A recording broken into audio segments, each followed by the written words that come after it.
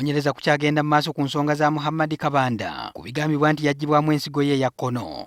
Kabanda yategeeza ku Lwokubiri lwa Ssabbiiti eno nti yeekengera oluvannyuma lw'okulongoosebwa ku mutwe ogwali gukoseddwa lwe yafuna akabenje kyokka bwe yadda engulu ng'alaba ate ne ku lubuto kuliko olukindo lw'ataalina ng'agenda mu ddwaliro.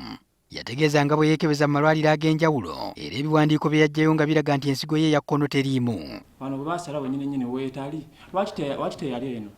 Wabula Dr. Frank Asimwe, pulezidenti w'ekibiina ekitaba abasawo abalongoosa abantu mu Uganda era akulira eby'okuggya ebitundu by'omubiri ku muntu okubiza ku muntu omulala mu ddwaliro ekkulu e Mulago, alabudde nti newankubadde waliwo ebiwandiiko okuva mu malwaliro ag'enjawulo, ensonga eno erina okukwatibwa n'obwegendereza. Twetaaga tukole okunoonyereza okusinga kwe bakoze naye ne bye bakoze sofa sikaani zeezo esatu ze balaze zirina bingi bye ziraga ne bw'osunulira bulungi. Agamba abanoonyereza balina n'okuzuula obanga ddala Kabanda yazaalibwa n'ensigo bbiri era bwe kiba nti zaalimu bbiri bongera okutunuulira obanga ensala gye yasalibwamu ku lubuto esobozesa omuntu okusokoolayo ensigo. Awo we baasaze bayise mu sikiini bagenze ku masozi ensigo weetuula ye wafaanana watya waliwo ebisaayisaayi ekintu we kivudde wabeerawo wekyali kitudde ebisaayisaayi oluusi oluzizi tebasobola kukala mangu. Kabanda yategeeza nti teyamatira omusawo yamulongoosa bwe yamutegeeza nti ennyama y'oku lubuto baagisala okubikka ku mutwe awalongoosebwa. Ne kino Dr. Asimu agamba kisobokera ddala. Tufuna ennyama fat kuva ku mubiri gwonna kati omulwadde yali agalamidde ku kitanda nga bamulongoosa kati fat esinga obungi bandigijeewa ku lubuto kwe kubeera ebinyamanyama. Mu ndowooza ye ng'omuntu Dr. Asimu agamba talabawo nsonga yandibadde gisaamu Kabanda nsigo nga mu mbeera ya Uganda kikyali kizibu okugiteeka mu muntu omulala. Ate obudde bwe zirina okumala ebweru bw'omuntu butono nnyo teyandibadde ng'eyita mu ssaawa emu. Bwe kiyita mu ssaawa emu awo eba etandika okuditoleretinga nnyo oli gw'ogitaddemu eba tejja kumala budde buwanvu. Abuusabuusa nti eriyo omusawo asobola okwetantala ensonga eno mu kiseera kino olw'ebiyinza okumuviiramu n'eddwaliro mwakikoledde. Kati oli eyakikola singa yali alowooza agenda kukola ssente yandirisikinze okutta erinnya lye n'erinnya ly'eddwaliro. Oyinza okukikola n'okikweka bw'okikoze nabo ne batakwogerayo abamawulire ne batakyogera omulwadde n'atakyogera so nze ndowooza zino zisitole abantu ze bagattirira. Dr. Asimwe ategeezezza ng'akakiiko akafuga abasawo mu ggwanga aka Uganda Medical and Dental Practitioners Council bwe kagenda okukola okunoonyereza ku nsonga eno.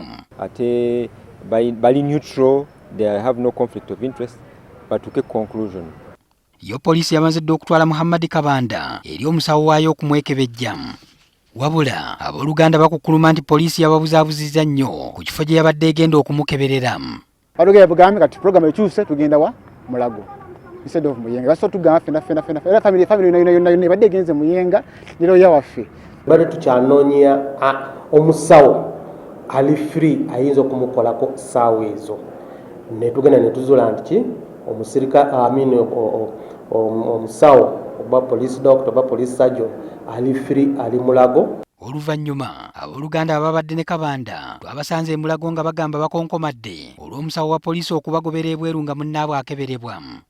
Atugambye tasobola kuyingiza miyiye gw'abantu bonna n'agamba mulwadde yekka gw'ayagala mu tiimu ofiisi ye. Si kituufu kubanga dokita abasabye nti njagala kwewaayamuko ne Kabanda ngali yekka n'abasaba nti mufulume njabayita ng'amaze okukola ki ng'amaze okwogera naye. Wali kirala kyakukola katulinde ekinaavaayo kyonna ripooti ya police surgeon oba ntuufu oba nkyamu katusooke tugirabe tujja gyekenneenya. Bo bannamateeka ba Kabanda bagamba eddwaliro bamaze dda okuliwa ebiwandiiko ebiraga nti beetegefu okulikuba mu mbuga z'amateeka wabula b'abeddwaliro balinze kimu kunoonyereza kuggwa.